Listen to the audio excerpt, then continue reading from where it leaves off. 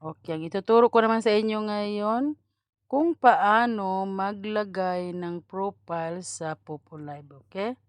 So, punta tayo sa Popo. Ayan. Okay. So, dito, itong apat na ito, dito tayo sa profile, okay? Ito yung profile ko.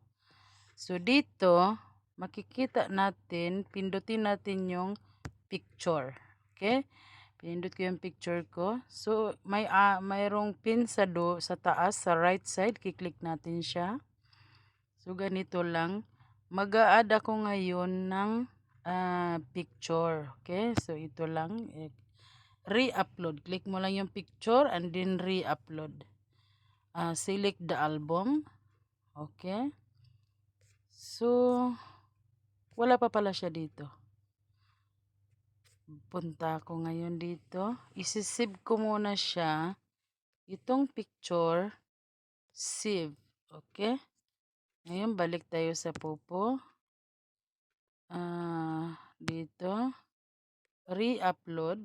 Okay? Click the photo.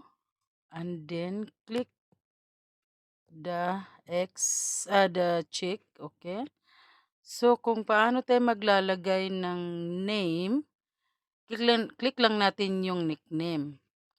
Tapos, add lang natin yung pangalan natin dyan sa nickname. So, ganyan lang ang pag-i-edit ng picture. So, thank you!